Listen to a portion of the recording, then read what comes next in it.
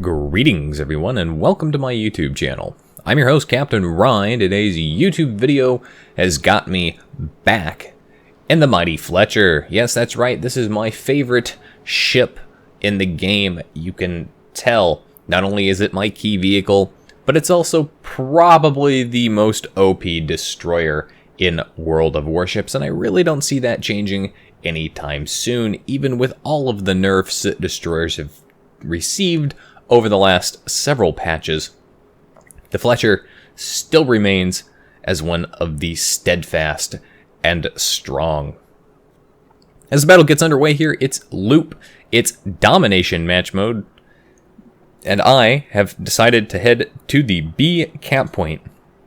Now, I'm not going to be alone as I push up to the B cap point, but I do need to be careful pushing up to the B cap point on this map because of the way it's situated. It has 4 islands that surround it at each of the corners and 1 in the center. This means that if you get yourself out of position, you can very easily, very quickly find yourself surrounded and focused down by enemy ships pushing in, with kind of no way to get out of the B cap point quickly. Now, if you're in a destroyer, it's a little bit easier because you can turn around inside of the islands here. But if you're in a battleship or a cruiser and you're pushing up here, you absolutely have to be careful that you don't end up having or being forced to cross in front of one of these islands, pushing you closer to an enemy, and then after pushing you closer to the enemy, forcing you to be broadside on while you try to turn away. My team manages to secure the B cap point pretty early on, and that's going to give us a nice little points advantage here. Friendly Shimakaze up in front of me there launches torpedoes into the enemy smoke screen that was laid as I get one set off just in that general direction, trying to get torpedoes lined up on some of these ships out here, but of course don't want to beach myself. Now, there's a little bit of a replay bug there. I was targeting that Iowa in the distance, but it didn't show up until the very last possible second. Just barely miss that Otago up there. Really disappointed by that. I fired off my torpedoes at the Iowa that looked like he was slowing down and stopping. So I fired off my torpedoes where I expected him to effectively come to a stop, possibly start reversing. And yes, it looks like that ship might have actually stopped moving altogether. Now, I'm keeping this island between myself and that Otago because I don't want to come around this island and be face-to-face with an Otago at this kind of range. From the sounds of it, it sounds like the friendly Shimakaze has opened fire on that Otago, and that could be a bit of a danger for him. Do manage to hit that Iowa, and I'm a little disappointed that I fired off one set of my torpedoes a little bit early there, because that was a real big missed opportunity to hit that Iowa with 2 sets of torpedoes. I could have possibly hit him with 3 or 4, but of course he is flooding, and this doesn't make much sense to me, and I'm kind of wondering what the deal is with that. This Otago is pushing up. He's getting incredibly close here. I fire off another set of torpedoes. This time I'm aiming kind of at the Iowa, but I'm also aiming at the Izumo that's pushing up there. I've popped my smoke screen, and I'm getting myself into position to fire torpedoes at this Otago that's pushing up here. Now, because he's so close, and because he's broadside on, I'm going to go ahead and switch over to armor piercing. At this kind of range, the armor piercing can Citadel. And manage to secure a Citadel and secure my first kill in this game. Unfortunately for me, I didn't realize that I was going to get that lucky with the shots, so the torpedoes that I launched off at him around the island, just in case, didn't quite make it there. He also didn't repair, so I didn't get a lot of damage on that kill. Firing off high explosive at this Iowa because, again, I want to deal with this Iowa. He just repaired the flooding, so with any luck, I'll be able to cause some fires on him and start burning him down as well.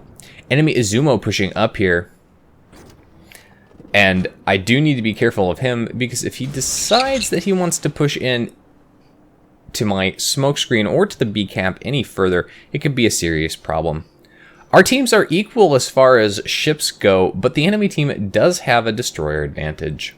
Now I fire off that set of torpedoes at the Iowa where he was last located. And again, looking at the replay situation, it looks like that Iowa maybe is having some connection issues because he's disconnected twice now, where his turrets are just dropping back to port, back to centerline, which means he's not even in the game. It's not that he's AFK, he's just not here. And it does look like my torpedoes are right on track to nail him. Yes, secure my second kill in the game on that Iowa. I do feel a little bad looking back on it because he did disconnect, but hey, a kill's a kill. And in domination or any match mode, the more points you have, the better off you are. But of course, as we all know, it is all about getting those points. The team with the most points at the end of the match, regardless of who has 1,000 or not, does win the game. I had a very interesting battle with somebody not too long ago where they thought the game was going to be a draw if all he did was survive. Just hold out, it'll be a draw. No, the enemy team's going to win because points. So taking out enemy ships and maintaining a points lead is very important. Now I'm spotted here as I'm pushing up, and this Izumo's backing up behind this island. He's doing the bow on meta, and I'm kind of hoping to get around this island and cause him some serious issues. But because I was spotted, I'm a little bit concerned about coming around the island this close, and I'm afraid that as I push up here, he might have all of his guns pointed this direction and ready to shoot me. And in fact, as you can see, he starts moving forward again, kind of possibly anticipating that I'm going to come around the back side of that island and cause him some serious issues. So instead, I rethink my strategy here, and I'm going to go ahead and I'm going to turn around, and I'm going to maybe approach from the other side.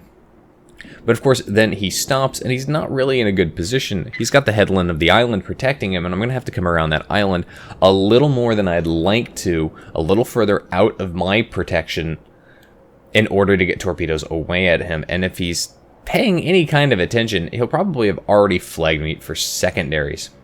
So again, I'm going to push up around the front side of this island, and I'm looking, and there's a Montana back over here, and there's also an enemy destroyer over here as well. And actually, there's a couple of destroyers back up at the A cap point there.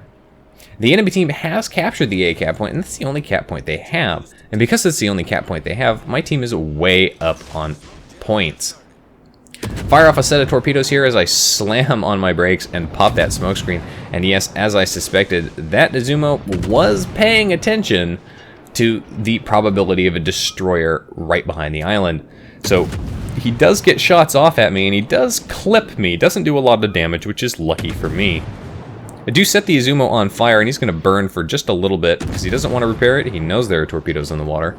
Instead, I'm going to get my shots focused out on this destroyer. If I can kill this guy, that'll give my team a destroyer advantage, or at least equal out the number of destroyers, as our Shimikaze takes out the enemy Shimikaze.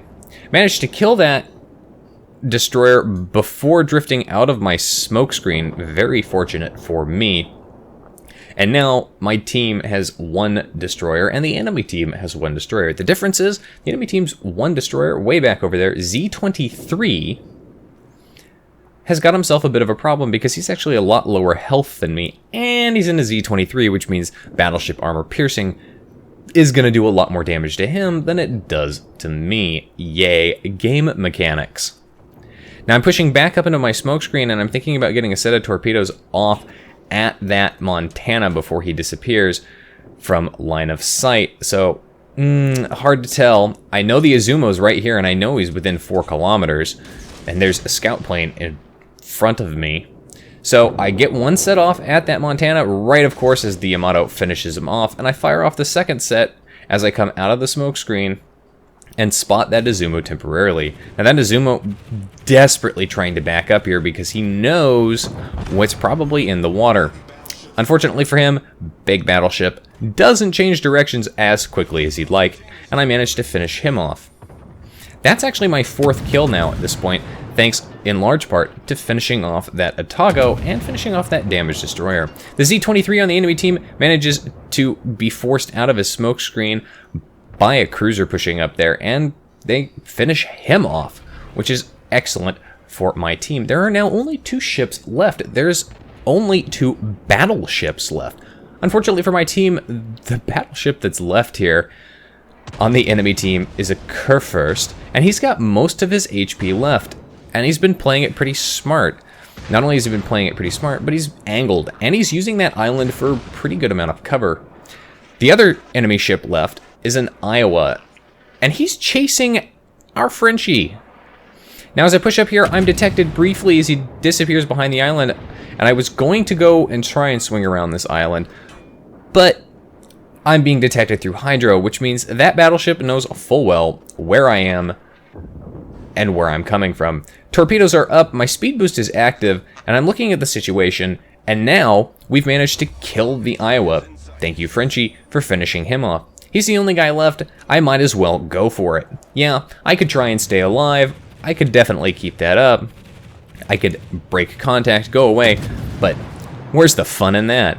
So I've got my speed boost up, I'm pushing around this island, and I know he's gonna shoot at me. He does, but I have survivability expert, so I survive that attack just long enough to get my torpedoes away. He takes me out with secondary guns, but look at that spread. Oh yeah, son. 5th kill, Kraken Unleashed, devastating strike, finishing that off. And of course, 'tis but a flesh wound on top of that. 184,000 damage done in that battle with just what I like to say is the epic finish. If you find yourself in that situation where he's literally the last enemy on the team, you have the health and you know you can secure the kill, or your team's going to secure victory even if you fail, might as well go for it. It's all fun, right? 2,100 base XP, but look at this, the top 3 XP earners on my team, yeah, we all died. The people who survived the battle, a little bit lower. Anyway, that's it for today's video, folks. If you like the video, hit that like button, hit the subscribe button, and leave a comment down below. If you'd like to get semi-regular channel news and updates, you can do so by liking and following me on Facebook. If you'd like to help support me in the channel, as well as gain some early access to my World of Warships replay files, screenshots, you can do so by becoming my supporter on Patreon. Any level of support will grant you access to those replays and really does help me out a lot. If you've got a replay like this one that you'd like to see featured on my channel, you can send it to my email. And if you'd like me to watch me play World of Warships, among other games, live Sundays at about 10 a.m., you can do so by following me on Twitch. You can find the links for all of those in the video description down below. And as always, I'll see you next time. This is Captain Rye, signing off.